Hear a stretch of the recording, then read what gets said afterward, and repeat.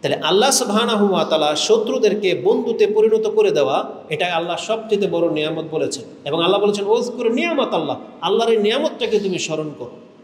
তার মানে আপনার রক্ত, আপনার ইজ্জত, আপনার সম্পত্তি সেভ হয়ে যাওয়া, আল্লাহ এটাকে অনেক বড় একটা নিয়ামত বলেছেন। সাল্লাল্লাহু ওয়াসাল্লিম ওয়া বারিক আলাইহি ওয়া আলা আলিহি ওয়া সাহবিহি আজমাইন। ইয়া আইয়ুহাল্লাযীনা আমানু তাকুল্লাহা হাক্কা তুকাতিহি ওয়া লা তামুতুন্না ইল্লা ওয়া আনতুম মুসলিমুন। আম্মা বা'দ, فقال الله تبارك وتعالى في كلامه المجيد بعد أعوذ بالله من الشيطان الرجيم الذين آمنوا ولم يلبسوا إيمانهم بظلم أولئك لهم الأمن وهم مهتدون. قام أبو بكر الصديق على المنبر ثم بكى فقال قام رسول الله صلى الله عليه وسلم عام الأول على المنبر ثم بكى فقال أسأل الله العفو والعافية فإن أحدا لم يؤت بعد اليقين خيرا من العافية وفي رواية خيرا من المعافاة. رواه الترمذي وابن ماجه وقال هذا حديث حسن صحيح. প্রশংসা মাত্র আল্লাহ সুবহানাহু ওয়া তাআলার, যিনি এক ও একক, যিনি আমাদেরকে সৃষ্টি করেছেন এবং এই পৃথিবীতে আমাদের জন্য যত রকমের অনিষ্ট রয়েছে সেই অনিষ্ট থেকে তিনি আমাদেরকে হেফাজত করে থাকেন। বর্তমান পরিস্থিতিতে বহু রকমের ফিতনা মুসলিমদের চারপাশে ঘুরপাক খায়। তার মাঝে আল্লাহ আমাদেরকে বহু রকমের ফিতনা থেকে হেফাজতে রেখেছেন, নিরাপদে রেখেছেন। এই জন্য আমরা আল্লাহর প্রশংসা করি, আমরা বলি আলহামদুলিল্লাহ। সালাতু ওয়া সালাম প্রিয় নবী মুহাম্মদুর রাসূলুল্লাহ সাল্লাল্লাহু আলাইহি ওয়াসাল্লামের প্রতি, যার মর্যাদার কারণে আমরা সমূলে বিনাশ হওয়া থেকে আল্লাহর পক্ষ থেকে মুক্তি লাভ করেছি।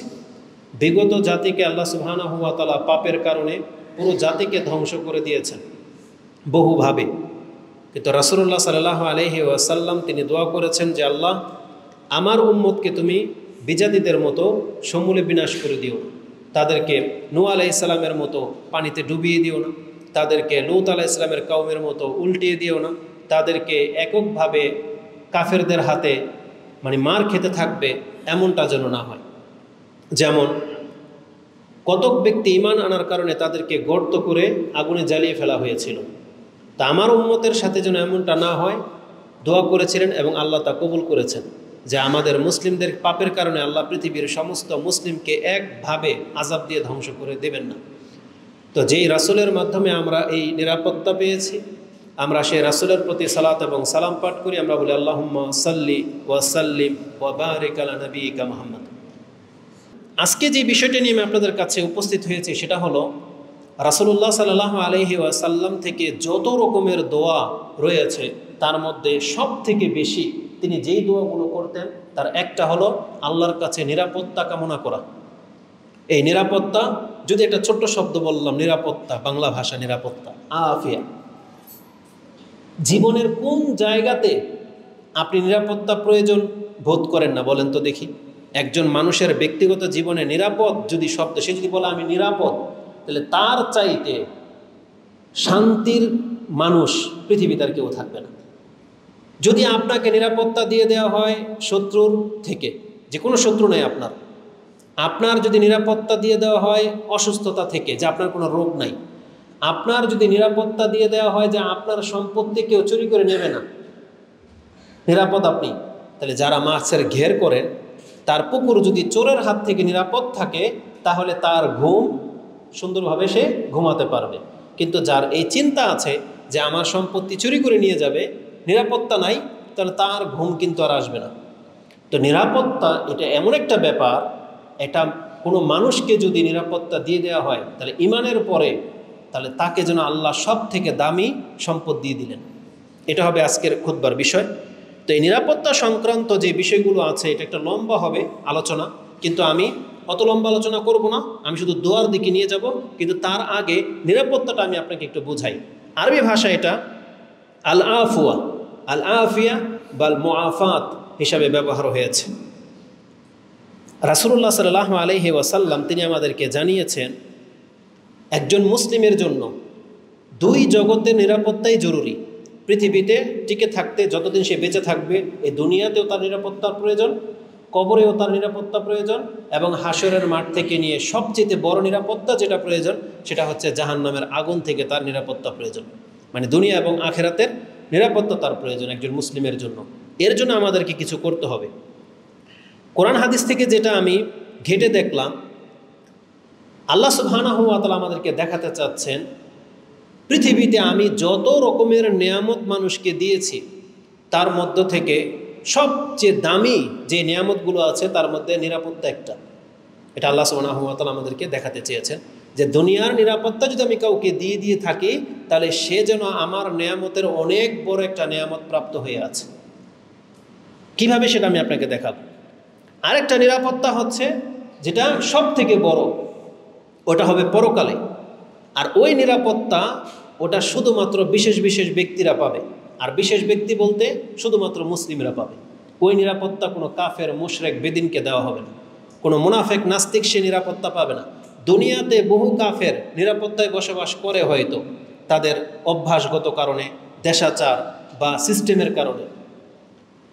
কিন্তু পরকালে আল্লাহ সুবহানাহু ওয়া তাআলা সেই নিরাপত্তা রেখেছেন শুধুমাত্র মুসলিমদের জন্য। আর ওটা হবে সব থেকে বড় নিরাপত্তা, বা ওটা হলো আল্লাহর সব থেকে বড় অনুগ্রহ। কারণ আল্লাহ সুবহানাহু ওয়া তাআলা বলেছেন, যাকে জাহান্নামের আগুন থেকে দূরে রেখে জান্নাতে প্রবেশ করিয়ে দেওয়া হবে ফাকাদে ফাজ, এই ব্যক্তি হবে সফলকাম, এই ব্যক্তি হবে সবচেয়ে ভাগ্যবান ব্যক্তি। তো একটা নিরাপত্তা হচ্ছে দুনিয়ার, একটা নিরাপত্তা হচ্ছে পরকালের নিরাপত্তা। দুনিয়ার নিরাপত্তা এটা যে আল্লাহর নিয়ামতের মধ্যে একটা, এটা আমি এই জন্য আপনার কাছে পেশ করতেছি, আল্লাহ নিজে বলেছেন এই কথা। যেমন কোরআন থেকে দুইটা আয়াত নিয়ে নেন। এক, সূরা আলে ইমরান 3 নম্বর সূরার 103 নম্বর আয়াতে আল্লাহ সুবহানাহু ওয়া তাআলা বলেছেন, ওয়াতাসিমু বিহাবলিল্লাহি জামিআন ওয়ালা তাফাররাকু, তোমরা আল্লাহর কোরআনটাকে, আল্লাহর বিধানটাকে সবাই মিলে শক্ত করে ধারণ করো, তোমরা আল্লাহর বিধান থেকে বিচ্ছিন্ন হয়ে যেও না।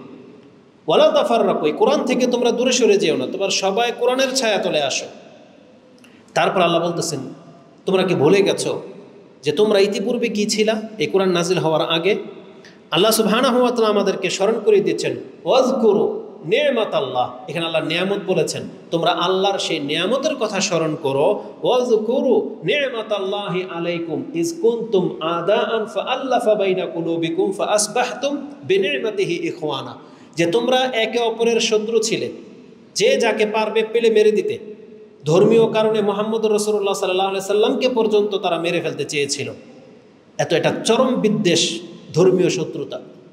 আজকে বাংলার জমিনেও আপনি অনেকে টের পান যারা কোরআন সুন্নাহকে গ্রহণ করেন, কিন্তু তার জাতি যদি সেই দাওয়াত না বুঝে, কিন্তু তারা একটা ধর্মের উপরে যখন থাকে, তখন যখন দেখে যে আমাদের এটাকে ভুল বলা হচ্ছে আর এরা যেটা করতেছে এটাকে সঠিক বলা হচ্ছে, এই দ্বন্দ্বের কারণে কত বিশৃঙ্খলা ঘটে, কত মারামারি হয়, শত্রুতা তৈরি হয়ে যায়। বাপ ছেলের সাথে, ভাই ভাইয়ের সাথে, এলাকার একই এলাকার লোকের সাথে দ্বন্দ্ব লেগে যায় যে ও অমুক হয়ে গেছে, তমুক হয়ে গেছে। এই মতবাদের কারণে কত বড় শত্রুতা তৈরি হয়। আর এটা হওয়ারই কারণ প্রত্যেকের একটা অন্তর আছে, আর কেউ চায় না যে আমি আমার বিপরীত কোনো মতবাদের লোকের সাথে বন্ধুত্ব করি, এটা কেউ চায় না। সে বাতিল পথে থাকলেও চাইবে না, হক পথে থাকলেও চাইবে না। এটা মানুষের ফিতরত, নেচার। এই জন্য যে পীরের মুরিদ, সে অন্য পীরের মুরিদের সাথে তার কোনো সম্পর্ক নেই। যে তরিকার লোক, অন্য কোনো তরিকার লোকে তার অন্তর মিলে না, মিলবেই না, আসলে এটাই বাস্তব। তো আল্লাহ সুবহানাহু ওয়া তাআলা বলতে চাচ্ছেন যে তোমরা এমন বিচ্ছিন্নবাদী ছিলা, তোমরা আল্লাহর সেই নিয়ামতকে স্মরণ করো যে আল্লাহ রাতারাতি তোমাদের অন্তরকে এক করে দিলেন। যেই দিন কোরআন নাজিল হলো, তোমরা একের পর এক কোরআন গ্রহণ করতে লাগলা। মুহাম্মদ সাল্লাল্লাহু আলাইহি ওয়াসাল্লামের মাধ্যমে তোমাদেরকে আল্লাহ একটা মুসলিম ইউনিটি তৈরি করে দিলেন। ওয়া কুনতুম আলা শাফা হুফরাতি মিনান নার, ওদিকে আমি যাব না, প্রথম টুকরাটাই বলি। আল্লাহ বলছেন, ওয়াজকুরু নি'মাতাল্লাহি ইজ কুনতুম আদান, তোমরা একে অপরের শত্রু ছিলা, ফাআল্লাফা বাইনা কুলুবিকুম, আমি তোমাদের অন্তরগুলোকে মিলিয়ে দিলাম। তাহলে আল্লাহ সুবহানাহু ওয়া তাআলা শত্রুদেরকে বন্ধুতে পরিণত করে দেওয়া, এটা আল্লাহ সবচেয়ে বড় নিয়ামত বলেছেন। এবং আল্লাহ বলেছেন ওযকুর নিয়ামত আল্লাহ, আল্লাহর এই নিয়ামতটাকে তুমি স্মরণ করো। তার মানে আপনার রক্ত, আপনার ইজ্জত, আপনার সম্পত্তি সেভ হয়ে যাওয়া, আল্লাহ এটাকে অনেক বড় একটা নিয়ামত বলেছেন। কোরআনের আরেকটা আয়াতে আল্লাহ এই নিয়ামতের কথা এইভাবে স্মরণ করিয়ে দিয়েছেন যে এটা যে আমাদের উপরে আল্লাহর অনেক বড় একটা অনুগ্রহ, এটা আল্লাহ সুবহানাহু ওয়া তাআলা এমনভাবে বলেছেন। আল্লাহ বলেছেন ফালিয়াবুদু রাব্বা হাযাল বাইত, অতএব তারা যেন এই ঘরের রবের ইবাদত করে। তাদেরকে আল্লাহ মুসলিমদেরকে বলেছেন যে যারা একটা সময় পুতুল পূজারী ছিল, যারা একটা সময় দিন ধর্ম কিছুই জানতো না, যারা একটা সময় অজ্ঞ জাহেল ছিল, জাহিলিয়াতের মধ্যে নিজের সন্তানকে পর্যন্ত হত্যা করত। এটা এমন একটা উগ্র জাতি ছিল যারা উলঙ্গ হয়ে থাকতো প্রায় সময়, যারা মদে নেশাতে ডুবে থাকতো। আল্লাহ সুবহানাহু ওয়া তাআলা তাদেরকে উদ্দেশ্য করে বলতেছেন কুরাইশদেরকে যে আমি মুহাম্মদ সাল্লাল্লাহু আলাইহি ওয়াসাল্লামের মাধ্যমে তোমাদেরকে আমি একটা উত্তম জীবন দিয়েছি, অতএব তোমরা নিরাপত্তা পেয়েছো। এখন আর রাস্তাঘাটে তোমরা কাউকে ডাকাতি করো না, কেউ কাউকে হত্যা করো না, কেউ কারো রক্ত ঝরাও না, তোমরা মিলে গেলে। এই নিয়ামতকে স্মরণ করিয়ে দিয়ে আল্লাহ বলতেছেন ফালিয়াবুদু রাব্বা হাযাল বাইত, অতএব যে রব তোমাদের উপরে ইহসান করেছেন এই ঘরের মালিকের তোমরা ইবাদত করো। কে তিনি? যিনি আমাদেরকে যে নিয়ামতগুলো দিয়েছেন। আল্লাহ বলতেছেন আল্লাযী আতআমাহুম মিন জুইন ওয়া আমানাহুম মিন খাউফ, যেটা সূরা কুরাইশের মধ্যে আপনি পেয়ে যাবেন, সূরা ফিলের পরের সূরা আম্পারাতে রয়েছে। তা আল্লাহ সুবহানাহু ওয়া তাআলা তিনি আমাদেরকে তার ইবাদতের দিকে ডাকতেছেন কেন? আমি যে তোমাদেরকে যে নিয়ামতগুলো দিয়েছি ওগুলো স্মরণ করিয়ে দিয়ে। পার্থক্যটা দেখেন, রাসূলুল্লাহ সাল্লাল্লাহু আলাইহি ওয়াসাল্লামকে আল্লাহ বলতেছেন ইন্না আতাইনা কাল কাউসার, আমি তোমাকে কাউসার দান করেছি। তাহলে এটা আল্লাহ রাসূলকে অনেক বড় একটা নিয়ামত দিয়েছেন। এটা দেখি আল্লাহ বলতেছেন যে আমি যেহেতু তোমাকে কাউসার দিয়েছি, ইন্না আতাইনা কাল কাউসার ফাসাল্লি লিরাব্বিকা ওয়ানহার, অতএব তুমি তোমার রবের জন্য সালাত আদায় করো এবং তোমার রবের জন্য কুরবানি করো। তাহলে আগে আল্লাহ নিয়ামতের কথা স্মরণ করিয়ে দিয়ে তারপরে এর কৃতজ্ঞতা স্বরূপ শুকরিয়া কিভাবে আদায় করতে হবে বলছে, তুমি সালাত পড়ে শুকরিয়া আদায় করো, কুরবানি করে শুকরিয়া আদায় করো। আর আমাদেরকে আল্লাহ বলতেছেন তোমরা এই ঘরের রবের ইবাদত করো। কেন? কারণ তিনি তোমাদেরকে যে নিয়ামতগুলো দিয়েছেন একবার স্মরণ করো। কি দিয়েছেন? আল্লাযী আতআমাহুম মিন জু, তোমরা ক্ষুধার্ত ছিলা, তোমাদেরকে আল্লাহ খাদ্য দিয়েছেন। ওয়া আমানাহুম মিন খাউফ, এবং তোমাদের যে ভয় ভীতি ছিলা যে তোমাদেরকে রাস্তাঘাটে পেলেই মেরে দিত, মেয়ে বাচ্চা হলে নিয়ে জবাই করে দেওয়া হতো, এই ভয়টার এখন আর নাই। তোমাদেরকে আমি আল্লাহ নিরাপত্তা দিয়ে দিয়েছি। তাহলে যিনি তোমাদের খাদ্যের ব্যবস্থা করেছেন, যিনি তোমাদেরকে ভয় দূর করে দিয়ে নিরাপত্তা দিয়ে দিয়েছেন, তোমরা সেই রবের ইবাদত করো। তাহলে আল্লাহ এখানে দুইটা বড় নিয়ামতের কথা স্মরণ করিয়ে দিয়েছেন, তার একটা হলো নিরাপত্তা। তাহলে আমরা যারা মুসলিমরা নিরাপত্তা পেয়ে গেছি, আমাদের উচিত আল্লাহ সুবহানাহু ওয়া তাআলার শুকরিয়া আদায় করা। তাহলে এই দুইটা আমি আপনাকে দলিল দিলাম কি প্রমাণ করার জন্য? যে নিরাপত্তা যে আল্লাহ সুবহানাহু ওয়া তাআলার নিয়ামতের মধ্যে অনেক বড় একটা নিয়ামত, এটাকে প্রমাণ করার জন্য আপনার কাছে আমি এই দুইটা আয়াত উল্লেখ করেছি। এটা হলো দুনিয়ার নিরাপত্তা। পরকালের নিরাপত্তা আল্লাহ সুবহানাহু ওয়া তাআলা পরকালের নিরাপত্তাটা কেবলমাত্র মুসলিমদের জন্য রেখেছেন। দুনিয়াতে আপনি কত পয়সাওয়ালা ছিলেন, কত সুন্দর ছিলেন, কত উচ্চ বংশের ছিলেন, কত সুন্দরভাবে চলাফেরা করতেন, এগুলোর উপরে আল্লাহ পরকালের নিরাপত্তা লিখে রাখেন নাই। বরং আল্লাহ পরকালের নিরাপত্তা লিখে রেখেছেন একটা কন্ডিশন বা শর্তের উপরে। সেটা হলো যেই ব্যক্তি আল্লাহর প্রতি ঈমান আনবে এবং আল্লাহর সাথে শিরিক করবে না, আল্লাহ বলেছেন পরকালের নিরাপত্তাটা শুধু তারা পাবে, এটা কোনো কাফেরকে দেওয়া হবে না। এটা আমি আপনাকে বোঝানোর জন্য একটা উদাহরণ দিতে চাই। কোরআনে সেই উদাহরণটা পেশ করা হয়েছে। ইব্রাহিম আলাইহিস সালাম তিনি তো যখন তার জাতিকে, মুশরিকদেরকে আল্লাহর দিকে দাওয়াত দিলেন, তার পিতাকে এবং তার জাতির ওই বাদশাকে, তখন তারা ইব্রাহিম আলাইহিস সালামকে বলেছিল যে তুমি ভয় করো, তুমি হালাক হয়ে যাইবা। মানে মজা লাগে যখন কথাগুলো এইভাবে বলি। আপনি হয়তো বলবেন যে কিসের সাথে কি, কিন্তু বাস্তবিকই তাই। আমাদের সমাজে যারা আল্লাহকে বাদ দিয়ে আল্লাহর ওলির নামকরণ করে মানুষের ইবাদতে লিপ্ত, আল্লাহর মতো করে আল্লাহর অলিদেরকে ধন্য ধরে, আল্লাহর অলিদেরকে অনেক বড় পাওয়ারফুল মনে করে যে আল্লাহর অলিদের সাথে বেয়াদবি করলে আপনি হালাক হয়ে যাইবেন। যদি এমনটা আপনি মনে না করতেন তাহলে মাজার থেকে আপনি উল্টা নামেন কেন? কেন নামেন? ওই ভয় যে আল্লাহর অলিদের সাথে বেয়াদবি করলে কি হয়, আপনি হালাক হয়ে যাবেন, মরে যাবেন। ইব্রাহিম আলাইহিস সালামকেও তার পিতা এই কথাই বলেছিলেন যে তুমি আমাদের দেবতাদের নামে এমনটা বলো, তুমি ভয় করো না কেন, তুমি তা হালাক হয়ে যাইবা। ইব্রাহিম আলাইহিস সালামকে বলা হয়েছিল। জবাবে ইব্রাহিম আলাইহিস সালাম বলেছেন যে কি করে আমি এমন জিনিসকে ভয় করতে পারি যে তোমাদেরকে সৃষ্টি করলেন আল্লাহ, আর সেই আল্লাহকে বাদ দিয়ে তোমরা করো পুতুল পূজা, তাহলে ভয়টাকে আমি করবো না তোমাদের করা উচিত? আর আমি তো তোমাকে আল্লাহর দিকে ডাকতেছি, সেই আল্লাহর দিকে যে আল্লাহ তোমাকে আমাকে সৃষ্টি করেছেন, তাহলে ভয়টাকে আমার করা উচিত নাকি তোমার করা উচিত? ইব্রাহিম আলাইহিস সালাম তার পিতাকে, তার জাতিকে কথা বলেছিলেন। আইয়ুল ফারিকাইনি, যে নিরাপত্তার কথা তোমরা বলতেছ, বলো তো দেখি, ফা আইয়ুল ফারিকাইনি আহাক্কু বিল আমনি ইন কুনতুম তা'লামুন, যদি সত্যি তোমাদের জ্ঞান থেকে থাকে তাহলে বলো তো দেখি দুই ব্যক্তি সম্পর্কে, এক ব্যক্তি বলতেছে আল্লাহই কেবল সন্তান দিতে পারে, আল্লাহই জীবিত করতে পারে, আল্লাহই মেরে দিতে পারে, আল্লাহই আমাদের রাজ্জাক, আল্লাহই আমাদের স্রষ্টা, এ বাবা টাবা কিছু করতে পারে না। এটা এক ব্যক্তির কথা। আরেক ব্যক্তি বলতেছে আল্লাহর অলিরা ছাড়া আপনি আল্লাহকে পাবেন না, আল্লাহর অলি সন্তান দিতে পারে, আল্লাহর অলি আপনার ভবিষ্যৎবাণী করে দিতে পারে, তুমি তার ধর্ণা ধরো। এটা আরেক ব্যক্তির দাওয়াত। তাহলে এই দুই ব্যক্তির মধ্যে যদি হক হয়ে থাকে, কার কথাটা হক? যে আল্লাহর দিকে ডাকে তার কথাটা হক নয়? যে বলে আল্লাহই একজন, আল্লাহই সব, আল্লাহই সমস্ত কিছুর অধিকার রাখে, আল্লাহই মেরে দিতে পারে, আল্লাহই বাঁচানোর ক্ষমতা রাখে, আল্লাহ যদি কাউকে সন্তান না দিতে চায়, কোনো অলি কেন, পৃথিবীর কোনো শক্তির ক্ষমতা নেই তাকে সন্তান এনে দেবে, তাহলে তার কথাটা হক নয়? তাহলে ইব্রাহিম আলাইহিস সালাম এই কথাটাই বলেছিলেন তার জাতিকে। এবং তোমরা বলো তো দেখি, ফাআইয়ুল ফারিকাইনি আহাক্কু বিল আমন, এই দুই দলের মধ্যে যদি নিরাপত্তা পেতে হয় এর হকটা কে রাখে? আল্লাহর শাস্তি থেকে, বিপদ আপদ থেকে যদি নিরাপত্তা পেতে হয়, আল্লাহ যদি কাউকে দেনই নিরাপত্তা, কাকে দেবেন? তোমরাই ফেসলা করো বলেছিলেন। তারপরের আয়াতে আল্লাহ সুবহানাহু ওয়া তাআলা নিজেই আমাদেরকে জানিয়ে দিয়েছেন ইব্রাহিম আলাইহিস সালামের সেই ঘটনার প্রেক্ষিতে। পৃথিবীবাসী যেন এই কথা শুনে রাখে, আল্লাহ সুবহানাহু ওয়া তাআলা নিজেই বলতেছেন তাহলে আমার এই নিরাপত্তা কে পাওয়ার হক রাখে? এখন আল্লাহ নিজে বলতেছেন, আল্লাহ বলতেছেন আল্লাযীনা আমানু ওয়া লাম ইয়ালবিসু ঈমানাহুম বিযুলমিন উলাইকা লাহুমুল আমনু ওয়া হুম মুহতাদুন।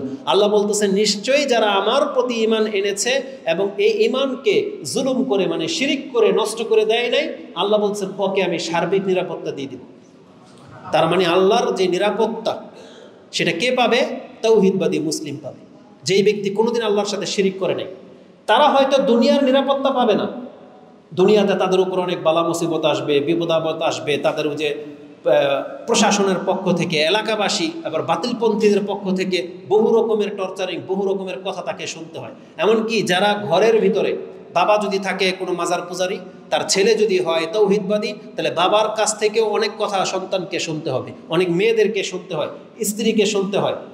এগেনস্ট পার্টি হলেই আপনাকে কষ্টকর কথা শুনতে হবে। তাহলে দুনিয়ার নিরাপত্তা হয়তো আপনি পরিপূর্ণভাবে পাবেন না, তবে আল্লাহ সুবহানাহু ওয়া তাআলা আপনার সাথে ওয়াদা করতেছেন ঈমান নিয়ে যেই ব্যক্তি মরে যাবে, মরার সঙ্গে সঙ্গেই তাকে আল্লাহ সুবহানাহু ওয়া তাআলা নিরাপত্তার ঘোষণা করে দিয়েছেন। কবরেও তার কোনো ক্ষতি হবে না, হাসরের মাঠে হবে না, জাহান্নামের আগুনও তাকে যেতে হবে না। আল্লাহ বলেছেন আল্লাযীনা আমানু ওয়া লাম ইয়ালবিসু ঈমানাহুম বিযুলমিন, যারা তার ঈমানকে জুলুম করে নষ্ট করে দেয়নি তাকে আল্লাহ সার্বিক নিরাপত্তা দিয়ে দিবেন। তাহলে আমাদেরকে কি করতে হবে? দুনিয়াতে আমরা যতটুকুই পেরেশানি থাকি না কেন, আমাদেরকে মূল ভাবতে হবে পরকালের বিষয়টা, যে দুনিয়া আমার জীবন যেমন গেছে তো গেছে, আমি যেন পরকালের নিরাপত্তা পেয়ে যাই। আল্লাহ তুমি আমাকে পরকালের নিরাপত্তা দিয়ে দাও। ওটা যেন ঠিক থাকে, আমাদের আমলগুলো ওই পরকালমুখী করতে হবে। আর এর জন্য আপনাকে আমাকে ঈমান বাঁচায় চলতে হবে। আমাদের পাপ যেমনই থাক, কিন্তু ঈমান বাঁচায় চলতে হবে। কোনো মুসলিম কোনো আল্লাহর সাথে শিরিক করতে পারে না, আল্লাহ ছাড়া অন্যর কাছে চাইতে পারে না, আল্লাহকে রেখে অন্য কোনো ব্যক্তিকে পাওয়ারফুল ভাবতে পারে না। না, যদি এমন বলে যে আল্লাহ তো আল্লাহ আছেনই, কিন্তু আল্লাহর ওলিও ক্ষমতা রাখে, এইটা কোনো মুসলমানদের কথা হইতে পারে না। তারা একমাত্র আল্লাহর জন্যে নিজেকে কুরবান করে দেবে। এইটা করে আমাদেরকে মরতে হবে, তাহলে আমাদের পরকাল ঠিক থাকবে। তো এই সম্পর্কে আরও বহু কথা আসবে নিরাপত্তাজনিত, কিন্তু আমার মূল আলোচনার বিষয় এই ধরনের আলোচনা না, বরং আমি আপনাকে আজকে বলেছিলাম যে রাসূলুল্লাহ সাল্লাল্লাহু আলাইহি ওয়াসাল্লামের দোয়া থেকে আমি একটা দোয়া উল্লেখ করব যেটা রাসূল সব থেকে বেশি করতেন। কিন্তু এই কথাগুলো বুঝালাম কেন? যে নিরাপত্তাটা যে কত দামি একটা জিনিস সেটা আমি আপনাকে বোঝানোর জন্য। যেমন শত্রুর আক্রমণ থেকে আপনার নিরাপত্তা প্রয়োজন, তেমনি জাহান্নামের আগুন থেকেও আপনার নিরাপত্তা প্রয়োজন। আর যাদেরকে জাহান্নামের আগুন থেকে আল্লাহ নিরাপত্তা দিয়ে দিবেন সেই ব্যক্তি হলো আসল সফলকাম। এই জন্য নিরাপত্তাটা অত্যন্ত গুরুত্বপূর্ণ। এই নিরাপত্তাটা আপনার দোয়ার মাধ্যমেও আপনি পেতে পারেন, যেটা রাসূলুল্লাহ সাল্লাল্লাহু আলাইহি ওয়াসাল্লাম আমাদেরকে শিক্ষা দিয়েছেন। যতগুলো দোয়া আছে তার মধ্যে একটা দোয়া হচ্ছে আল আফিয়া। রাসূলুল্লাহ সাল্লাল্লাহু আলাইহি ওয়াসাল্লাম এটা খুব বেশি করতেন। দোয়ার বাক্যটা হচ্ছে এরকম, আল্লাহুম্মা ইন্নী আসআলুকাল মুআফাতা ফিদ দুনিয়া ওয়াল আখিরা, অথবা এইভাবে বলতে পারেন আল্লাহুম্মা ইন্নী আসআলুকাল আফওয়া ওয়াল আফিয়াতা ফিদ দুনিয়া ওয়াল আখিরা। এটা কয়েকটা নাম্বার বলবো হাদিসের, আপনি নিয়ে মুখস্থ করে নেবেন বা ভিডিও দেখে দেখে আপনি মুখস্থ করে নিতে পারবেন। যে রাসূলুল্লাহ সাল্লাল্লাহু আলাইহি ওয়াসাল্লাম তিনি আল্লাহর কাছে দোয়া করতেন, হে আল্লাহ আমি তোমার কাছে দুনিয়া এবং পরকালের সার্বিক নিরাপত্তা চাচ্ছি, আমি তোমার কাছে সুস্থতা এবং নিরাপত্তা চাচ্ছি। দুইটা শব্দই আছে এখানে। আমি তোমাকে আমার পাপের কারণে তুমি যেন আমাকে পাকড়াও না করো, আমাকে মাফ করে দাও, এবং আমি তোমার আযাব গজব থেকে নিরাপত্তা চাচ্ছি। এগুলো সব উদ্দেশ্য হচ্ছে এই দোয়ার। কারণ আমাদের পাপের কারণে যদি আল্লাহ আমাদেরকে শাস্তি দেন তাহলে আমরা কিন্তু কঠিন শাস্তি পাবো। এই জন্য আল্লাহর কাছে যেন এই কথা বলতেছে, আল্লাহ আমার যা পাপ হয়ে গেছে তো হয়ে গেছে, কিন্তু আমি তোমার কাছে এই পাপের কাফফারা স্বরূপ আমি তোমার কাছে নিরাপত্তা চাচ্ছি, এর শাস্তি তুমি আমাকে দিও না। এই দোয়াগুলো উদ্দেশ্য থাকবে। আসলে এবার আমি আপনাকে দেখাই এই নিরাপত্তা কামনা করা এটা কতটা গুরুত্বপূর্ণ একটা দোয়া, এবং রাসূলুল্লাহ সাল্লাল্লাহু আলাইহি সাল্লাম এই সম্পর্কে কি বলেছেন। এর গুরুত্ব সম্পর্কে একটা হাদিস নিয়ে নেন। আবু বকর রাদিয়াল্লাহু তাআলা আনহু রাসূল সাল্লাল্লাহু ইন্তেকালের পরে এইভাবে একদিন মিম্বরে দাঁড়িয়েছেন খুতবা দেওয়ার জন্য, প্রথম খুতবা হতে পারে রাসূল সাল্লাল্লাহু এগেইনস্টে। তিনি দাঁড়িয়ে সুম্মা বাকা, কেঁদে দিলেন। ফাকাল, এবং বললেন, কামা রাসূলুল্লাহ সাল্লাল্লাহু আলাইহি ওয়াসাল্লাম আমাল আউয়াল আলাল মিম্বার সুম্মা বাকা। রাসূলুল্লাহ সাল্লাল্লাহু আলাইহি ওয়াসাল্লাম এই দিনের কোনো গত বছরে এইভাবে মিম্বরে দাঁড়িয়েছিলেন এবং কেঁদেছিলেন, এবং কেঁদে আমাদেরকে যে উপদেশটা দিয়েছিলেন তিনি বলেছিলেন, ক্বালা আসআলুল্লাহ আল আফিয়া, তোমরা আল্লাহর কাছে নিরাপত্তা কামনা করো। ইবনে মাজাতে হাদিসটা আর একটু লম্বা আছে, তাতে রয়েছে তোমরা সত্য কথা বলবে, আর সত্য কথা তোমাকে নেকির দিকে নিয়ে যায়, আর নেকির কাজ আর সত্য কাজ এটা তোমাকে জান্নাতে নিয়ে যাবে। এবং বলেছিল ইয়াকুমুল কাযিব, তোমরা মিথ্যা থেকে বাঁচো, আর মিথ্যা তোমাকে পাপের দিকে নিয়ে যাবে, আর মিথ্যা আর পাপ তোমাকে জাহান্নামের দিকে নিয়ে যাবে। তারপরে বলা হয়েছিল তোমরা মুসলিমরা এক হয়ে যাও, তোমরা একে অপরের উপরে বিদ্বেষ করো না, হিংসা করো না, শত্রুতা করো না, পৃথক হয়ে যেও না, কোনো ইবাদাল্লাহি ইখওয়ানা, আর তোমরা ভাই ভাই হয়ে আল্লাহর বান্দা হয়ে বেঁচে থাকো। এই উপদেশগুলো রাসূল সাল্লাল্লাহু আলাইহি ওয়াসাল্লাম তার জীবনের শেষ মুহূর্তে দিয়েছিলেন, যেটা স্মরণ করে আবু বকর সিদ্দিক রাদিয়াল্লাহু তাআলা আনহু তিনি কেঁদেছিলেন এবং বুঝতে পেরেছিলেন যে এগুলো মুসলিমদের জন্য অনেক গুরুত্বপূর্ণ উপদেশ। এবং সেই উপদেশের মধ্যে রাসূল সাল্লাল্লাহু আলাইহি ওয়াসাল্লাম এটাও বলেছিলেন, আসআলুল্লাহ আল আফিয়া, তোমরা আল্লাহর কাছে নিরাপত্তা কামনা করো। কারণ রাসূল সাল্লাল্লাহু আলাইহি ওয়াসাল্লাম বুঝতে পেরেছিলেন যে তারপরে এই পৃথিবী তার উম্মত অনেক বিপদের মধ্যে সম্মুখীন হবে। যেমন আজকের মুসলিমরা কতটা বিপদের মধ্যে আছে। আমাদের মুসলিম ভাই ফিলিস্তিন, তাদেরকে নাস্তানাবুদ করে দেওয়া হচ্ছে, তাদের ঘর বাড়িগুলো, তাদের সম্পত্তিগুলো তছনছ করে দেওয়া হচ্ছে। ছোট কোলের বাচ্চা, এমন কিছু দৃশ্য চোখে পড়ে যে বোমার আঘাতে গায়ের বিভিন্ন জায়গার হাড্ডি বেরিয়ে চলে আসছে, ও ছটফট করে কাতরাচ্ছে, কিন্তু কোনো মুসলিমদের পক্ষ থেকে এখন পর্যন্ত কোনো অ্যাকশনে নেওয়া হয় নাই। তাহলে আজকে আমাদেরকে রাসূলের ওই হাদিসের যেন বাস্তবায়ন হচ্ছে, চারদিক থেকে মুসলিমদেরকে নুচে খাবে কিন্তু একে অন্যের দিকে তাকাবে না। আজকে আমাদের অবস্থা হয়ে গেছে, আমরা দূর থেকে যদিও বলি মেরে ফেলবো, কেটে ফেলবো, কিন্তু বাস্তবিক অর্থে দেখেন একটা সময় গিয়ে কিছুই আমরা করি না, এমনটা হয়ে গেছে আমাদের অবস্থা। তো আল্লাহ সুবহানাহু ওয়া তাআলা আমাদেরকে বলেছেন তোমাদের উচিত সব সময় আল্লাহর কাছে নিরাপত্তা কামনা করা। আসআলুল্লাহ আল আফিয়া, তোমরা আল্লাহর কাছে নিরাপত্তা কামনা করো। এটা বলে রাসূল সাল্লাল্লাহু আলাইহি ওয়াসাল্লাম বলতেছেন, ফাইন্না আহাদান লাম ইউতা বাদাল ইয়াকিন খায়রাম মিনাল আফিয়া আও মুআফাত, কোনো ব্যক্তিকে ঈমান দেওয়ার পরে আল্লাহ সুবহানাহু ওয়া তাআলা নিরাপত্তার চেয়ে উত্তম কোনো কিছু তাকে দেয় না। তার মানে যেই ব্যক্তি নিরাপত্তা পেয়ে গেল, আমরা বাংলাদেশের মুসলিমরা এখন পর্যন্ত কিন্তু নিরাপদে আছি। ৭১ একটা ঘটনা ঘটেছে, তারপর থেকে আলহামদুলিল্লাহ বাহির দেশের আক্রমণ থেকে এই যাবৎ 50 বছর আমাদের কোনো ভয় পেতে হয় নাই, আমরা নিরাপদে আছি। আল্লাহ চাইলে এই নিরাপত্তা কিয়ামত পর্যন্ত টিকাতে পারেন, আল্লাহ চাইলে আমাদেরকে এই নিরাপত্তা থেকে আবার মুক্ত করে দিতে পারেন, আমাদের উপর আবার শত্রুকে চাপিয়ে দিতে পারেন। কিন্তু আমরা ভিতরগত নিরাপত্তাহীন, মানে নিরাপত্তা পাচ্ছি না। বাহিরের রাষ্ট্র থেকে আমাদেরকে আক্রমণ করা হয় না, কিন্তু আমাদের নিজেদের দ্বন্দ্বে আমরা মুসলিমদেরকে পিটাই। আজকে দেখেন বাংলাদেশের পরিস্থিতি, রাজনৈতিক ফিল্ডকে কেন্দ্র করে আমরা একদিকে বলতেছি ইহুদিরা হচ্ছে নিকৃষ্ট প্রাণী, ইহুদিরা হচ্ছে আল্লাহর নিকৃষ্টতম সৃষ্টি, কারণ ওরা মুসলমানদেরকে মারে। আমরা কম কোথায় হইলাম? আমরা মুসলিম হয়ে যদি মুসলিমকে মারি, তাহলে আমাদের মনুষ্যত্ব বোধটা কোথায়? আমাদের এটা বুঝে আসে না, শ্রমিক, গার্মেন্টসের শ্রমিক, দ্বন্দ্ব মালিকের সাথে শ্রমিকের বেতন বাড়ায় না বা যেটাই কিছু, গাড়িওয়ালা কি দোষ করেছে? যারা গাড়িতে চালায়, ড্রাইভার, হেল্পার, ওরাও তো শ্রমিক। তাহলে ওদের কি দোষ এই ক্ষেত্রে? এখানে গাড়ির মালিকের কি দোষ? এই প্রত্যেকটা আঘাত গাড়ির গায়ে, একটা গ্লাস ভাঙা, কিয়ামতের মাঠে এগুলোর হিসাব ছাড়া কিন্তু কেউ পার পাবে না। কারণ ওখানে কেসাস হবে, যে যার উপরে জুলুম করেছে, যে যার মাল হত্যা নষ্ট করেছে, যে যাকে আঘাত করেছে, প্রত্যেকটা বিষয়ের কেসাস হবে, সেখানে বদলা হবে। যে আপনি কার কথাটা করেছেন, কেন করেছেন, কোনোটার ব্যাপারে ছাড়া হবে না।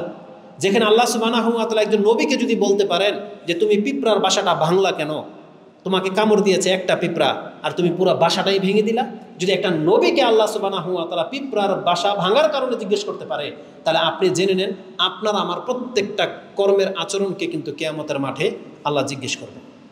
তাহলে যেই সেক্টরের কিছু হলে রাস্তায় নেমে যান। আর সবচেয়ে বড় কথা, আজকে ধর্মের নাম দিয়ে যারা টুপি পরে, দাড়ি রেখে বা ইসলামিক লেভেল লাগিয়ে রাজনীতি করেন, তাহলে আপনি আপনার নবীর শিক্ষা থেকে কেন দূরে? আপনি নিজে বলতেছেন আপনি ইসলাম প্রতিষ্ঠা করার জন্য মাঠে নেমেছেন, অথচ আপনার নবী বলতেছে কোনো ব্যক্তি কোনোদিন মুসলিমদের রাস্তা বন্ধ করতে পারে না।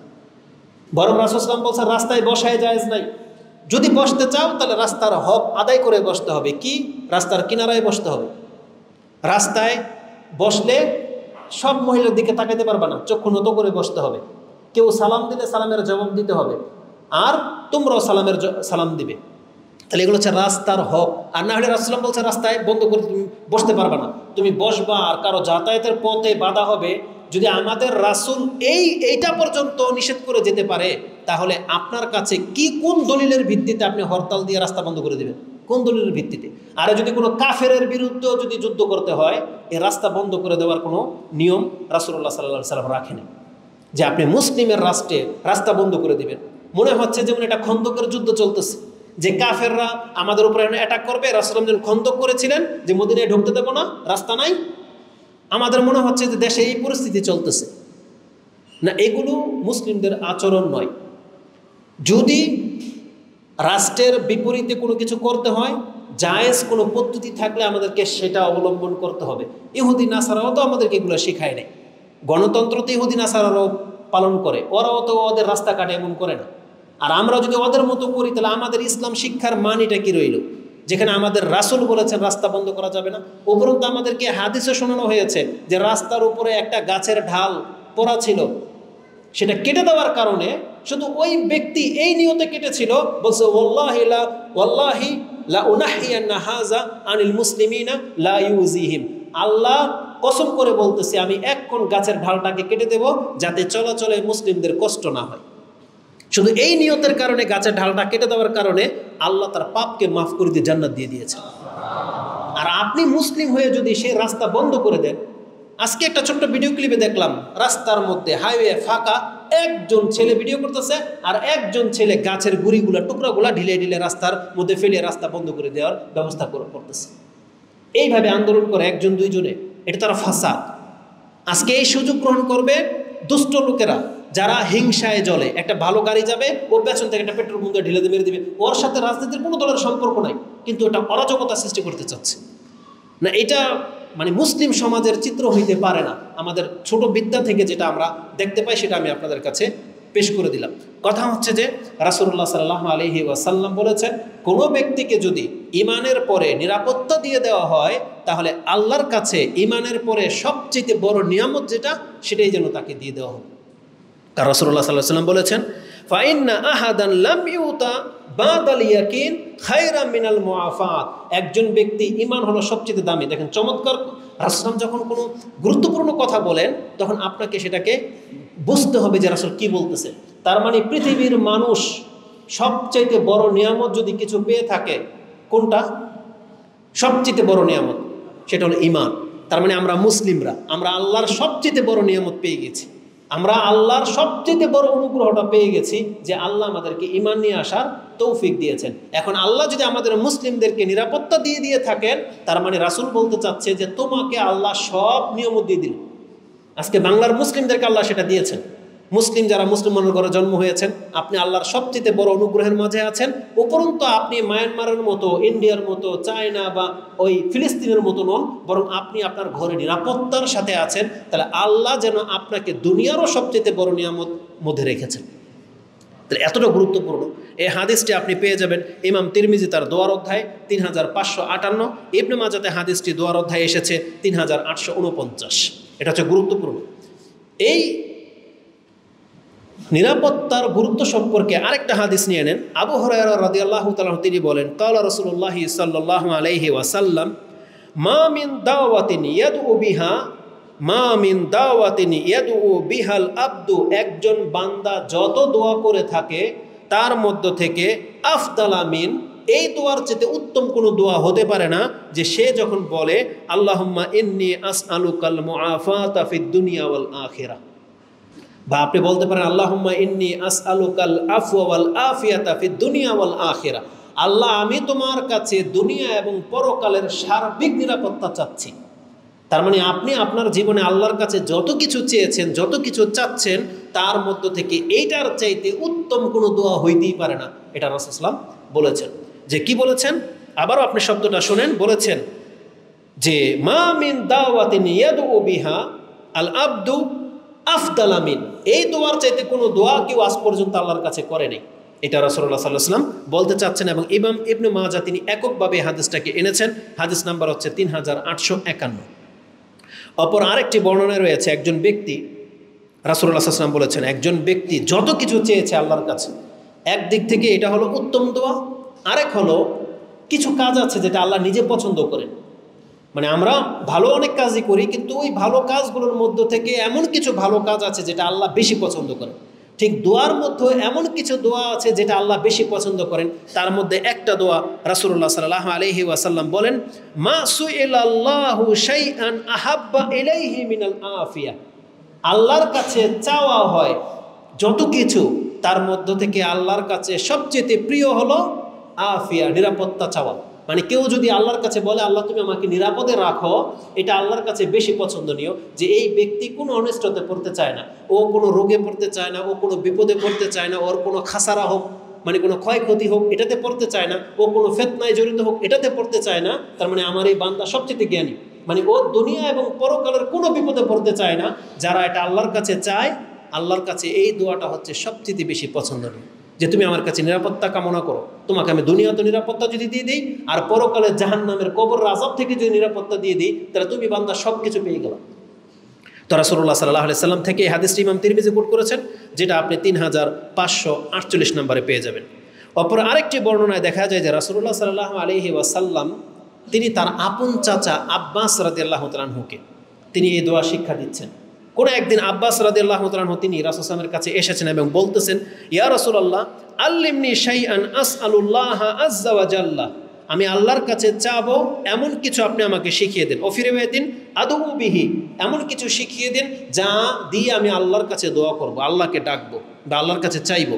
তখন রাসূলুল্লাহ সাল্লাল্লাহু আলাইহি ওয়াসাল্লাম তাকে বলেছেন যে কুল, তুমি বলো আল্লাহর কাছে সালিল্লাহাল আফিয়া, আপনি আল্লাহর কাছে নিরাপত্তা কামনা করেন, নিরাপত্তা তলব করেন।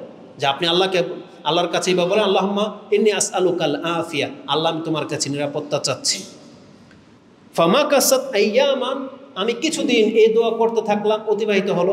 সুম্মা, আমি আবার রাসূল সাল্লাল্লাহু আলাইহি ওয়াসাল্লামের কাছে আসলাম, যেহেতু মাররাত আখার, আরেকবার আমি তার কাছে আসলাম এবং বললাম, ইয়া রাসূলুল্লাহ আল্লিমনি শাইআন আসআলুল্লাহ বি, যেই জিনিস দিয়ে আমি আল্লাহর কাছে চাইবো আপনি এমন কিছু দোয়া শিখিয়ে দেন। রাসূল তাকে আবার এই কথাই বলেছেন, ইয়া আব্বাস ইয়া আম্মি রাসূলিল্লাহ। এবার আরও ভদ্র ভাষায় আরও আপন করে বলতেছেন, হে আব্বাস, হে মুহাম্মদ সাল্লাল্লাহু আলাইহি ওয়াসাল্লামের চাচা, মুহাম্মদ রাসূলের চাচা, আপনি শোনেন, সালিল্লাহাল আফিয়াতা ফিদ দুনিয়া ওয়াল আখিরা, আপনি বরং আল্লাহর কাছে দুনিয়া এবং পরকালের নিরাপত্তাটাই কামনা করেন, এটাই আপনি চাইতে থাকেন।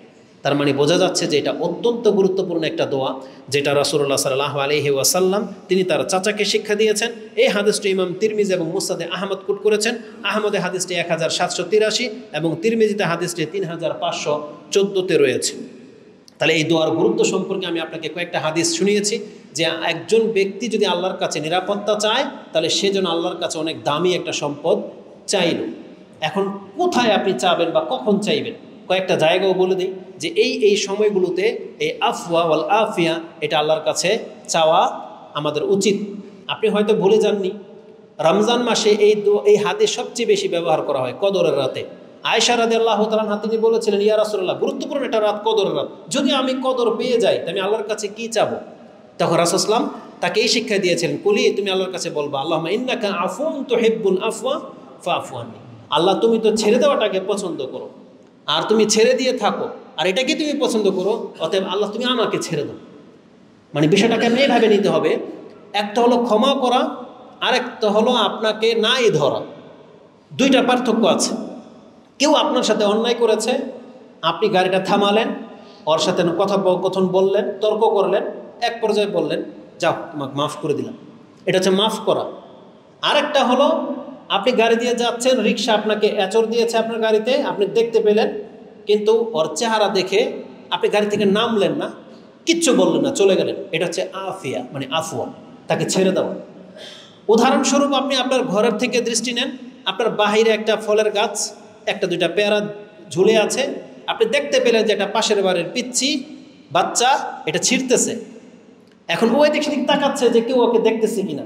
এখন আপনি দেখেছেন, আমরা হইলে কি করি, দৌড়ে গিয়ে ওকে ধরি, তাই না? ও তো ভয় পায়, আতঙ্ক হয়ে যাবে, তখন ক্ষমা চাইবে বা আর করবো না, তখন আপনি দয়া করে ছেড়ে দিলেন, যা তোরা আরাবি না। এটা হচ্ছে ক্ষমা করা। কিন্তু আপনি ঘরে বসে দেখলেন যে ও চুরি করছে, আপনি চাচ্ছেন ও জায়গা নিয়ে চলে যাক, এটা হচ্ছে আফিয়া। তার মানে আপনি ওকে লজ্জা পর্যন্ত দিলেন না, ও যে চুরি করলো, যে অপরাধী, এটা ওকে বুঝতেই দিলেন না যে যা কেউ আমাকে দেখে নেই, তাহলে ও নিয়ে চলে গেল। আমরা যেন আল্লাহর কাছে এই কথা বলতেছি, আল্লাহ আমাদের জীবনের কত পাপ, যদি হাসরের মাঠে আপনি ধরে নেন, যদি ক্ষমাও করেন, তারপরে কিন্তু আপনি লাঞ্ছিত হলেন, লজ্জিত হবেন, যেন আপনি আল্লাহকে বলতেছেন, আল্লাহুম্মা ইন্নাকা আফুন তুহিব্বুল আফওয়া ফাআফু আননি। আল্লাহ, যেহেতু তুমি ছেড়ে দেওয়াটাকেই পছন্দ করো, হাসরের মাঠে আল্লাহ তুমি আমাকে জিজ্ঞাসই করো না যে তুই কি পাপগুলো করেছিলি কিনা। আল্লাহ তুমি জিজ্ঞাসই করো না। তার মানে আল্লাহ যেন আমাকে দেখার পরে, মানে আল্লাহ জানতেছে যে আমি আর আপনি পাপী, তারপর আল্লাহ যদি বলে দেয় ঠিক আছে তুমি যাও, এটা অনেক বড় একটা ব্যাপার। তো আল্লাহর কাছে নিরাপত্তা আমাদেরকে চাইতে হবে। তো ওটা ছিল একটা কদর রাতের দোয়া। দ্বিতীয়ত হচ্ছে সবচেয়ে গুরুত্বপূর্ণ জায়গা হচ্ছে নামাজে। আপনি প্রত্যেক নামাজে, সেটা ফরজ হোক নফল হোক, 5 ওয়াক্ত নামাজে আপনি আল্লাহর কাছে আফিয়াত কামনা করবেন, নিরাপত্তা কামনা করবেন। এই ক্ষেত্রে আবি মালিক আল আশজারি তিনি বলতেছেন, আনাবিহি কালা কানা রাজুলান ইদা আসলামা, একজন ব্যক্তি মুসলিম হলো, মানে ইসলাম গ্রহণ করলো, এবং রাসূল ইসলামের কাছে বললেন, আল্লামাহুন নবী সাল্লাল্লাহু আলাইহি সাল্লাম। তখন রাসূলুল্লাহ সাল্লাল্লাহু আলাইহি সাল্লামের কাছে আসার পরে রাসূল ইসলাম তাকে শিক্ষা দিলেন সালাত, কিভাবে নামাজ পড়তে হয়। আল্লামাহুন নবী সাল্লাল্লাহু আলাইহি সাল্লাম আস-সালাত সুম্মা আমারাহু আইয়াদু বিহাউলাইল কালিমাত, এবং রাসূল ইসলাম তাকে তখন শিক্ষা দিলেন যে এইভাবে নামাজ পড়তে হয়, আর নামাজে তুমি এই দোয়াগুলো পড়বা, এই বাক্যগুলো শিখে নাও। তখন রাসূল ইসলাম বলেছিলেন, তুমি আল্লাহর কাছে বলবা, আল্লাহুম্মা গফিরলি ওয়ারহামনি ওয়াহদিনি ওয়াফিনি ওয়ারজুকনি। তুমি আল্লাহর কাছে বলবা, হে আল্লাহ তুমি আমাকে ক্ষমা করো, আমাকে তুমি রহম করো, আমাকে দয়া করো, আমাকে তুমি হেদায়েত দাও, আমাকে তুমি নিরাপত্তা দিয়ে দাও, মানে ছেড়ে দাও, এবং আমাকে তুমি রিজিক দাও। মাত্র 6টা কথা। আল্লাহুম্মা গফিরলি, ক্ষমা করো, ওয়ারহামনি, আমার উপরে দয়া করো বা রহম করো, তারপরে ওয়াহদিনি, আমাকে হেদায়েত দাও, ওয়াফিনি, আমাকে নিরাপত্তা বা ছেড়ে দাও, ওয়ারজুকনি, আমাকে তুমি রিজিক দাও। আচ্ছা বলেন তো দেখি, এর বাইরে একজন ব্যক্তির আর কি দরকার পড়ে? যেই ব্যক্তিকে যদি আল্লাহ ক্ষমা করে দেয়, আল্লাহ যদি দয়া করে, তাকে যদি আল্লাহ হেদায়েতের উপরে রাখে, তাকে যদি আল্লাহ সুবহানাহু ওয়া তাআলা রিজিক দেয়, তাকে যদি আল্লাহ নিরাপত্তা দেয়, তাহলে ও এর চাইতে উত্তম ব্যক্তি আর কে আছে, এর চাইতে শান্তিময় ব্যক্তি আর কে আছে? তো রাসূল সাল্লাল্লাহু আলাইহি ওয়াসাল্লাম বলতেছেন, এত কিছু আপনাকে ইনিয়ে বিনিয়ে দোয়া করার কথা বলা হয় নাই, গুরুত্বপূর্ণ শব্দগুলো দিয়ে রাসূল সাল্লাল্লাহু আলাইহি ওয়াসাল্লাম দোয়া শিক্ষা দিতেন। আর এগুলো মুখস্থ করা তো আমাদের জন্য অনেক কঠিন কিছু না। আপনি আল্লাহর কাছে বলতেছেন, আল্লাহুম্মা গফিরলি, আল্লাহ আমাকে ক্ষমা করো, ওয়ারহামনি, আমার উপর রহম করো, ওয়াহদিনি, আমাকে হেদায়েত করো, ওয়াফিনি, আমাকে তুমি অসুস্থতা থেকে সুস্থতা দান করো, বিপদ থেকে মুক্ত করো, শত্রুর মোকাবেলা থেকে তুমি আমাকে বাঁচাও, ওয়ারজুকনি, আল্লাহ তুমি আমাকে রিজিক দাও। ওয়ারজুকনির মধ্যে কি আছে? আপনি কি মনে করেছেন এই ওয়ারজুকনি যে আল্লাহ তুমি আমাকে রিজিক দাও, এর মধ্যে কি আছে? শুধু ডাল ভাত? কি আছে? পোলাও বিরিয়ানি? আপনার জীবনের সব প্রাপ্ত, আপনার জীবনের যত চাহিদা আছে রিজিকের মধ্যে আছে। আপনার ভালো স্ত্রী দরকার, এটার মধ্যে শামিল। আপনার ভালো চাকরি দরকার, এর মধ্যে শামিল। আপনার ব্যবসায় বরকত দরকার, এর মধ্যে শামিল। আপনার উত্তম সন্তান দরকার, এর মধ্যে শামিল। সব কিছু রিজিকের মধ্যে আছে। ওয়ারজুকনি মানে সবটাই আপনাকে, যেন আল্লাহ আপনার কাছে সব চেয়ে নিচ্ছেন আল্লাহর কাছে।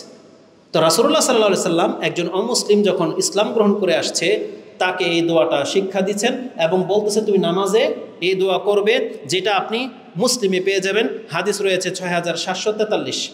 তাহলে এই হাদিসের মধ্যে নিরাপত্তার কথাটা রয়েছে। তাহলে আমরা এখান থেকে দলিল গ্রহণ করলাম যে নামাজে তাহলে আল্লাহর কাছে ইন্নী আসআলুকাল আফওয়া ওয়াল আফিয়া পড়া যেতে পারে। এটা হচ্ছে এমন উত্তম একটা দোয়া। এরপরের হাদিসে আসেন, মুসলিমের ওই হাদিসের পরের হাদিসটাই বলেছে, ফাকালা ইয়া রাসূলুল্লাহ কাইফা আকুলু হিনা আসআলু রাব্বি। আমি যখন আমার রবের দোয়া করব, ওই হাদিসের মধ্যে আছে যখন একজন নতুন ব্যক্তি, সে তো সূরা ফাতিহা হয়তো শুধু মুখস্থ করতে তার কয়েকদিন লেগে যাবে, অন্য কেরাত তো তার মুখস্থ হবে না, আর দোয়া কেরাত তো অনেক আছে যেগুলো তার মুখস্থ হবে না। সে বলেছিল, ইয়া রাসূলুল্লাহ আমি নামাজে কিভাবে আল্লাহর প্রশংসা করব? তখন তাকে বলা হয়েছিল তুমি বলবা যেটা সুবহানাল্লাহি ওয়া আলহামদুলিল্লাহি ওয়া লা ইলাহা ইল্লাল্লাহু আল্লাহু আকবার, তুমি এইভাবে আল্লাহর প্রশংসা করবা। তখন সেই সাহাবী বলতেছে, ইয়া রাসূলুল্লাহ এগুলো তো আল্লাহর জন্য হলো, আমি আমার জন্য কি চাইব?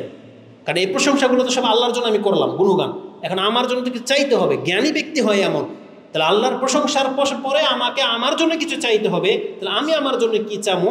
তখন রাসূল সাল্লাল্লাহু আলাইহি ওয়াসাল্লাম তাকে কথাই বলেছিলেন, কালা কুল আল্লাহুম্মা গফিরলি ওয়ারহামনি ওয়াফিনি ওয়ারজুকনি ওয়া ইন্না হাউলাই তাজমাউ লাকা দুনিয়াকা ওয়া আখিরাতিকা। আর এই শব্দগুলোর মধ্যেই তোমার দুনিয়ার পরকালের যত কিছু আছে সব নিহিত আছে। তার মানে এই শব্দগুলো দিয়ে যদি তুমি আল্লাহর কাছে দোয়া করো, তাহলে তোমার দুনিয়ার পরকালের কিছুই ছুটলো না, সব কিছু তুমি আল্লাহর কাছ থেকে নিয়ে নিতে পারলা। এটাই ইমাম মুসলিম কোট করেছেন।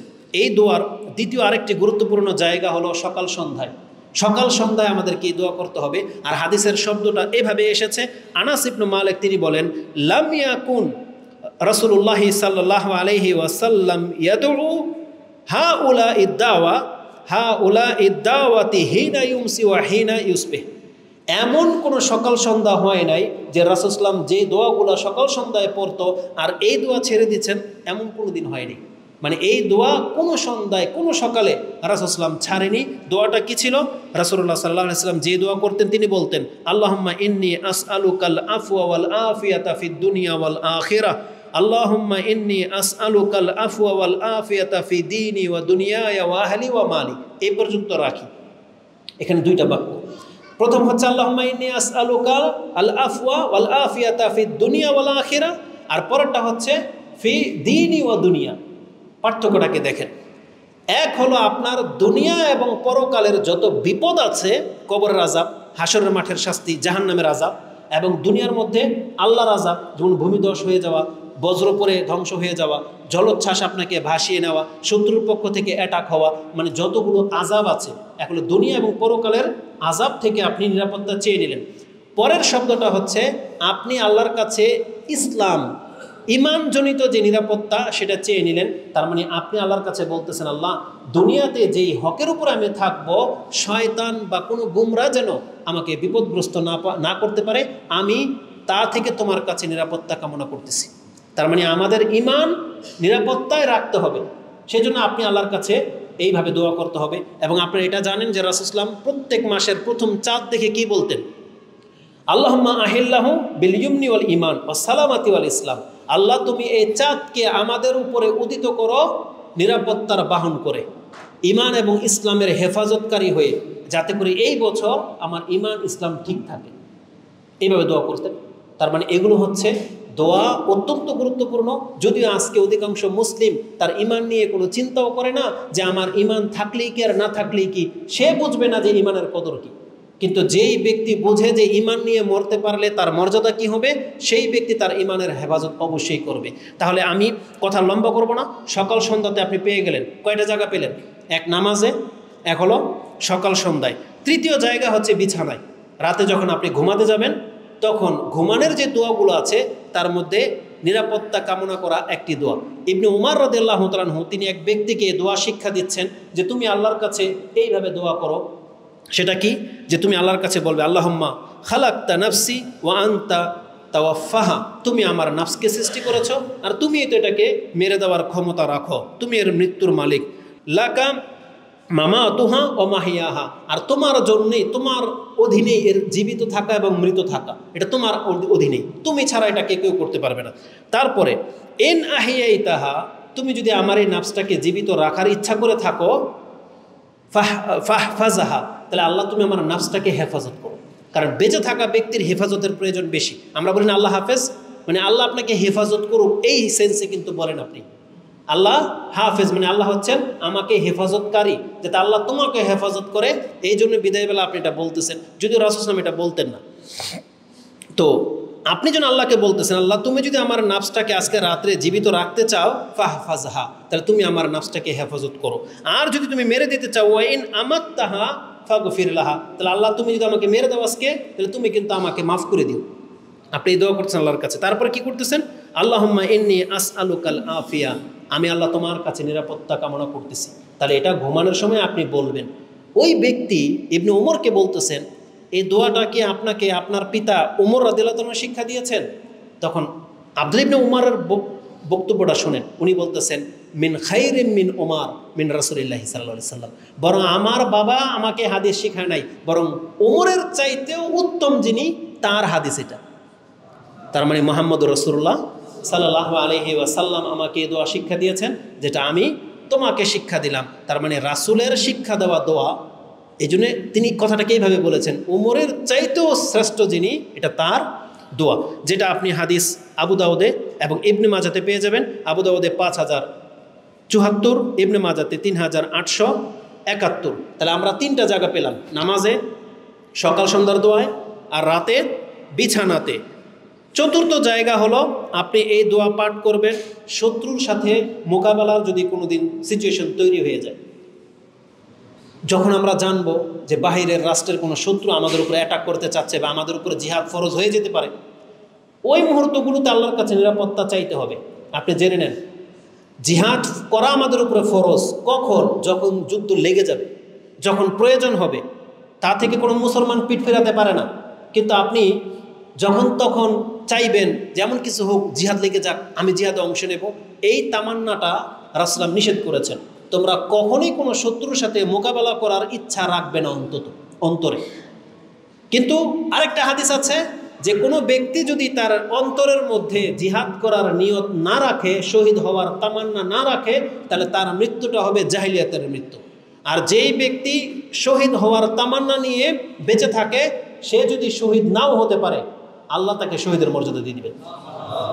নিয়তটা খুব গুরুত্বপূর্ণ একটা জিনিস। আমরা শহীদ হওয়ার তামান্না রাখি, কিন্তু আল্লাহর কাছ থেকে চেয়ে আনবো না যে আল্লাহ জিহাদ ফরজ করে দাও। কারণ একটা জাতিটা করেছিল, পরে তারা তাদের ওয়াদার উপরে ঠিক থাকতে পারেনি, তারা পিঠ ফিরিয়েছিল, মুনাফিক হয়ে গিয়েছিল। রাসূল বলেছেন তোমরা এরকম পরীক্ষা দিতে যেও না, আল্লাহর কাছে জিহাদ কামনা করো না যে আল্লাহ যুদ্ধ লেগে যাক। কখনোই কোনো মুসলিম শত্রুর সাথে মোকাবেলা করতে হবে এটা যেন তামান্না না করে। অথচ দেখা যায় আজকে জমি সংক্রান্ত কোনো ব্যাপার হলে দুই গ্রুপ আপনার টেটা বল্লম যুদ্ধ নিয়ে আপনি লেগে যান। আজকে যে রাজনৈতিক প্রেক্ষাপটে এখানেও দুই গ্রুপ, দুই দল মুখোমুখি সংঘর্ষে বেঁধে যায়। অথচ রাসূল বলছেন না, এটা শুধু কাফেরদের সাথে যুদ্ধের ক্ষেত্রে না, মুসলিমের মধ্যে কোনো একটা বিষয় নিয়ে দ্বন্দ্ব হয়েছে, চেষ্টা করবেন যাতে মুখোমুখি অ্যাকশনে যেতে না হয়। কেন? কারণ গেলেই আপনারও কিছু লোক ক্ষতিগ্রস্ত হবে, এই দলেরও কিছু লোক ক্ষতিগ্রস্ত হবে। তাহলে মুসলিম ভাইয়ের মধ্যে যদি আমরা লেগে যাই, আমাদের রক্ত ঝরবে। আর অমুসলিমদের সাথে আমাদেরকে কেন যুদ্ধের আকাঙ্ক্ষা রাখতে নিষেধ করা হয়েছে? কারণ আমাদের ব্যাপকভাবে ক্ষয়ক্ষতি হবে, ওদেরও হবে, আমাদের হবে। কিন্তু কোনো অমুসলিম যদি মুসলিমদের সাথে যুদ্ধ লাগিয়ে দেয়, তখন আর কোনো মুসলিমের পিঠ ফিরানোর কোনো অপশন নেই। রাসূলুল্লাহ বলেছেন, যদি যুদ্ধ লেগে যায় তুমি মুসলিম মাঠ ছাড়তে পারবা না। এখন তোমার মর্যাদা মরলে শহীদ, বাঁচলে গাজী, কিন্তু এখন তুমি আর পিঠ ফিরতে পারবে না, তাহলে মুনাফিক হয়ে যাবে। কিন্তু আল্লাহর কাছে এটা চাইতে নিষেধ করা হয়েছে। রাসূল সাল্লাল্লাহু আলাইহি ওয়াসাল্লাম বলেছেন, তোমরা আল্লাহর কাছে নিরাপত্তা কামনা করো। যে হাদিসটি লম্বা আছে, এই জন্য পড়লাম না। হাদিসটা আপনি বুখারী থেকে এবং মুসলিম থেকে নিয়ে নেন। বুখারীতে হাদিসটি 3024 এবং মুসলিমে হাদিসটি 4434 রয়েছে। পঞ্চম জায়গা যে আপনি কোথায় নিরাপত্তা তলব করবেন, সেটা হচ্ছে কবরস্থানে। আজকে এটা আমাদের বেশি দরকার, যাদের আত্মীয় স্বজন কেউ না কেউ কবরে আছে, এটা আমাদের বেশি দরকার। কবরস্থানে যখন আমরা কবর জিয়ারতে যাই, তখন আমরা আমাদের এবং এই কবরবাসীর জন্য নিরাপত্তা কামনা করব। দোয়াটা ছিল এইভাবে, রাসূলুল্লাহ সাল্লাল্লাহু আলাইহি ওয়াসাল্লাম দোয়া করতেন, আসসালামু আলাইকুম আহলাদ দিয়ার মিনাল মুমিনিনা ওয়াল মুসলিমাত ওয়া ইন্না ইনশাআল্লাহু লালাহিকুন আসআলুল্লাহ লানা ওয়া লাকুমুল আফিয়া। রাসূলুল্লাহ বলতেন, আসআলুল্লাহ লানা ওয়া লাকুমুল আফিয়া, আমরা আল্লাহর কাছে আমার এবং আপনাদের নিরাপত্তা কামনা করতেছি। হাদিসটা মুসলিমে আছে, হাদিস 2124। এখানে একটা গুরুত্বপূর্ণ নুকতা আপনাকে বলে দেই। নিরাপত্তার কামনা করার যখন কথা আসছে, আপনি তখন নিজেকে প্রাধান্য দেবেন। আগে নিজের নিরাপত্তা দরকার, এই জন্য রাসূলুল্লাহ বলতেছেন, আসআলুল্লাহ লানা ওয়া লাকুমুল আফিয়া, আমাদের এবং তোমাদের নিরাপত্তা আমরা চাচ্ছি। যেটা আমরা বেঁচে আছি, এই জন্য আমাদের নিরাপত্তাটা আগে দরকার, তারপর আমরা তাদের জন্য, অন্যের জন্য দোয়া করব। এটা হচ্ছে দোয়া করার আদব বা সুন্নাহ। মানে যে কোনো কিছু আপনি আল্লাহর কাছে চাইবেন, আগে আপনি নিজের জন্য চান। কেউ যদি বলে আপনাকে যে আপনি দোয়া করে দেন, আমার খুব অসুস্থ, আপনি বলবেন আল্লাহ আমাকে এবং আপনাকে সুস্থতা দান করুন। আমি একটা পেরেশানিতে আছি, আপনি বলবেন আল্লাহ আমাকে এবং আপনাকে পেরেশানি মুক্ত করুন। আমার বাপ্পার জন্য দোয়া করেন, আপনি বলবেন আল্লাহ তুমি আমার মাকে এবং ওনার মাকে মাফ করে দাও। মানে এইভাবে নিজেকে আগে প্রাধান্য দিয়ে তারপরে আপনি তার জন্য দোয়া করবেন, যে কোনো কল্যাণকর দোয়া। এটাই হচ্ছে সুন্নাহ, রাসূলুল্লাহ এমনটাই করতেন। তাহলে আজকে আমরা 5টা জায়গা আপনার কাছে উল্লেখ করেছি যে আপনি আল্লাহর কাছে নিরাপত্তা কামনা করবেন। কোন সময়ে? নামাজে, সকাল সন্ধ্যার জিকির আজকারে, তারপরে বিছানাতে। আর কখনোই শত্রুর মোকাবেলা হতে হবে এমনটা আশা করা যাবে না। আল্লাহর কাছে তার থেকে নিরাপত্তা চাইতে হবে, শত্রুর ক্ষয়ক্ষতি থেকে নিরাপত্তা, এক কথায়। পঞ্চম হলো কবরস্থানে, কবর জিয়ারতে গিয়ে নিজের জন্য এবং নিজের মৃত ব্যক্তিদের জন্য আমরা নিরাপত্তা কামনা করব। আকুলু লিকাউলি হাযা আস্তাগফিরুল্লাহ লি ওয়া লাকুম ওয়া লিসাইরিল মুসলিমিন ফাস্তাগফিরু ইন্নাহু হুয়াল গফুরুর রহিম।